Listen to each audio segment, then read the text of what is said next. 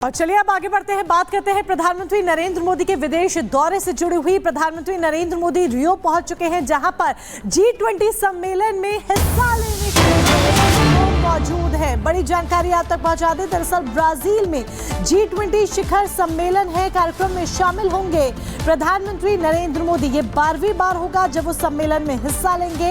Hotel के बाहर PM का भव्य स्वागत किया गया। जब प्रधानमंत्री पहुंचे तो उनके होटल के बाहर उनका भव्य स्वागत किया गया, जिसकी तस्वीरें आपके सामने कि किस तरीके से लोग हाथों में झंडा लेकर वंदे मातरम के नारे लगाकर प्रधानमंत्री नरेंद्र मोदी का स्वागत कर रहे हैं।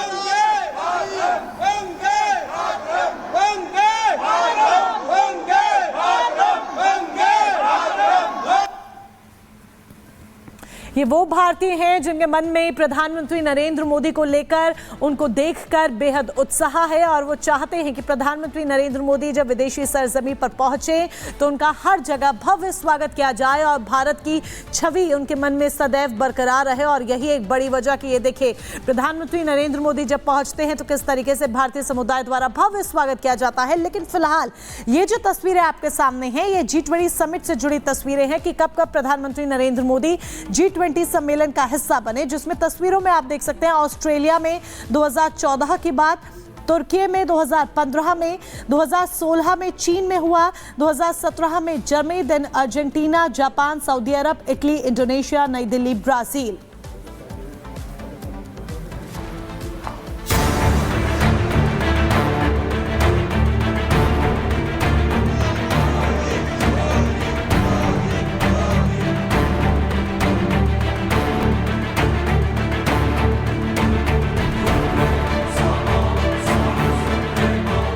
ब्राजील के शहर रियो डी जेनेरियो में G20 शिखर सम्मेलन का आज से आगाज होने जा रहा है। 18-19 नवंबर को होने वाले G20 शिखर सम्मेलन में पीएम मोदी भी शिरकत करेंगे। G20 का सम्मेलन भले ही ब्राजील में हो रहा है, लेकिन सम्मेलन में भारत की छाप पूरी तरह से दिखाई दे रही है। सम्मेलन शुरू होने से पहले वैदिक मंत्रोच्चार से ब्राजील में भारतीय संस्कृति की झलक देखने को मिली।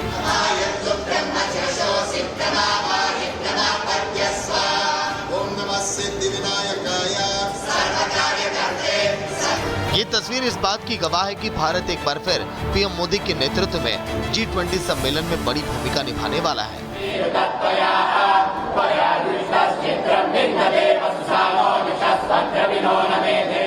India has played a very critical, very significant and a very prominent role as a Troika member. We've assisted and supported Brazil.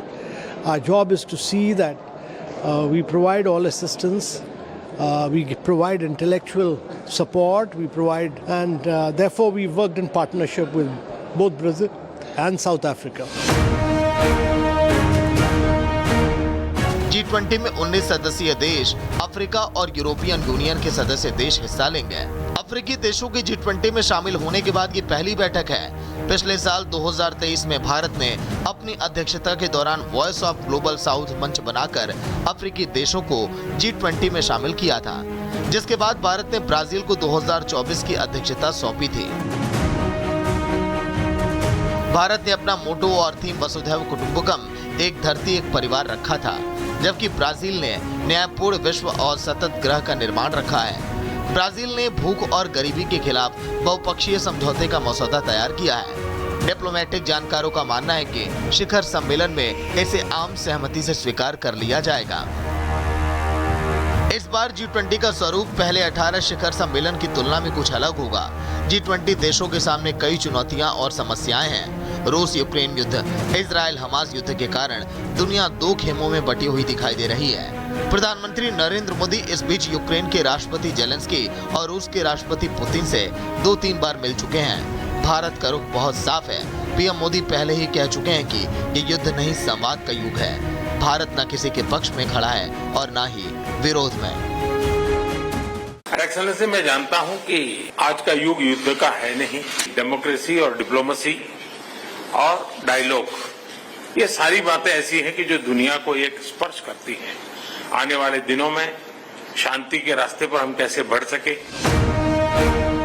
G20 देशों के राष्ट्राध्यक्षों के शिखर सम्मेलन में इन दोनों युद्धों पर मुद्दा जरूर सामने आएगा। वहीं G20 का इस बार का महत्वपूर्ण लक्ष्य है जलवायु परिवर्तन के विरुद्ध वैश्विक लामबंदी के लिए टास्क फोर्स का गठन, क्योंकि जलवायु परिवर्तन पूरे विश्व के लिए चुनौती बन चुका है। ब्राजील अति अमीर देशों पर न्यूनतम कर लगाने के लिए ग्लोबल पहल करने की पैरवी भी कर रहा है। फ्रांस से ब्राजील को इस मुद्दे पर समर्थन मिला है। भारत की ओर से ग्लोबल साउथ देशों की चिंताएं और आकांक्षाओं को मंच देकर एक अनूठा कदम उठाया जा चुका है।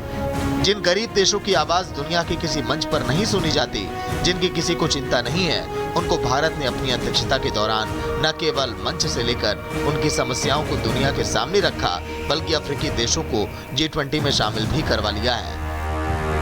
डिप्लोमेसी के जानकारों का मानना है कि ब्राजील में हो रहा G20 शिखर सम्मेलन केवल एक इवेंट भर नहीं है, ये एक व्यापक और लंबी प्रक्रिया का हिस्सा है। ब्राजील अंतर्राष्ट्रीय समस्याएं और मुद्दे सुलझाने में महत्वपूर्ण भूमिका अदा करना चाहता है। जानकारों का यह भी मानना है कि भारत की तरह ब्राजील भी साउथ ग्लोबल देशों में अपने नेतृत्व की अहमियत बनाना चाहता है। यूनिवर्सल ग्लोबल देशों की उम्मीदों और आकांक्षाओं को बहुपक्षीय नीतियों के माध्यम से ब्राजील अहम और अग्रणी भूमिका निभाकर इतिहास बनाना चाहता है, और इसमें भारत और पीएम मोदी की भूमिका अहम होने वाली है। वहीं सूत्रों के हवाले से खबर यह भी है कि सम्मेलन में पीएम और चीन के राष्ट्रपति शी जिनपिंग के बीच द्विपक्षीय बातचीत भी हो सकती है।